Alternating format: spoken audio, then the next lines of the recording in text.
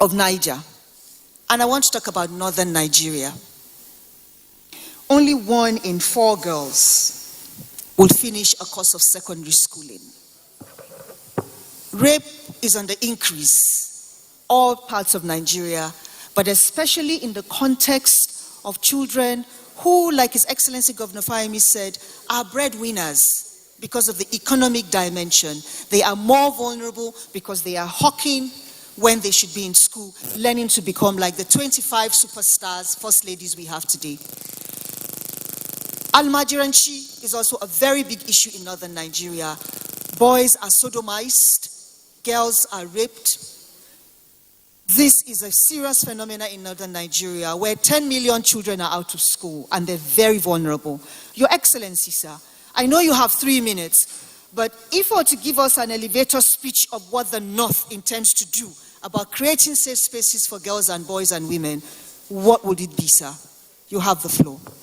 Thank you very much. Your Excellency, my chair, Governor Fayemi, and Your Excellency, the chair of Nigerian Governors Wives Association, my colleagues.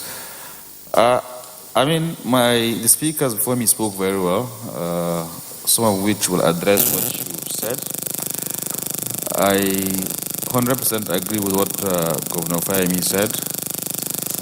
We are in the process of doing virtually everything he mentioned with regards to the laws and what have you.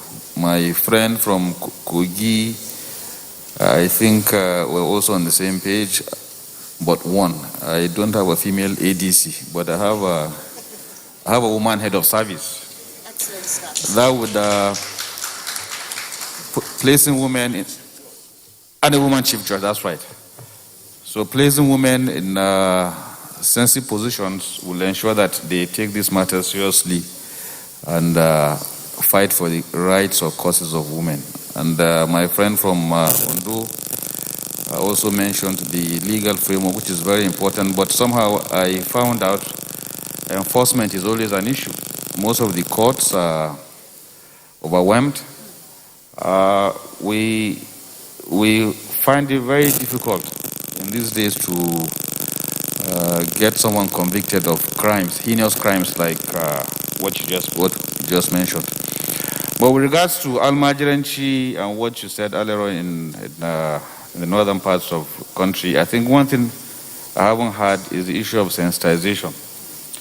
The center were able to do it, but one thing I realized, working with the traditional rulers, like in my state, we have the Imams Forum, working with the Imams Forum, because the problem is most of the cases we get are from urban centers.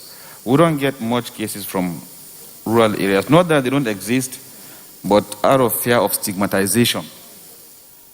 So because of our religious and cultural inclinations, some of these cases go unreported in rural areas. But I think the first thing to be done is to make sure that we educate our people. Now, with regards to Almajiranchi, recently what we have done is to work with some scholars, Islamic scholars, and we have started the first school of combining both Islamic and Western education to see how it works. So we are adjusting the curriculum so that once you go to your primary school, you're able to do your Islamic studies at the same time. So we're at the moment banning all these Almajiri and all these local schools. But again, because it's a culture that has been developed for hundreds of years, you have to take it one pace at a time. But we have a committee to look at JBVs and most of these. We have child rights acts and what have you, being chaired by the First Lady of Niger, who happens to be my wife. She's over there, and I think she's doing a nice job. I must confess. Nice, Your Excellency. Yes. She's saving lives. Yes, because we have made a lot of arrests in these cases. We've had probably 78 or 9 convictions. But for me, you can have the laws, you can have the referral centers, but once you start getting yourself in a situation where you use the law or the referral center, it means it has already happened. And you don't want it to happen. So you have to prevent it. You have to do whatever you can to prevent it. You don't want a solution after it has happened. Absolutely, Your Excellency. So I strongly believe sensitization is key.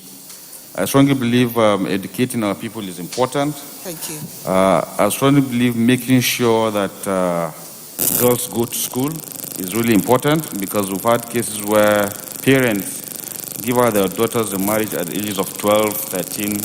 I think we've made about 15 arrests on that too. Thank you, Your Excellency. So for me, I think sensitization, education are key in this fight. Thank you. Thank you. And thank you so much for bringing data into the room. My colleagues, Governor.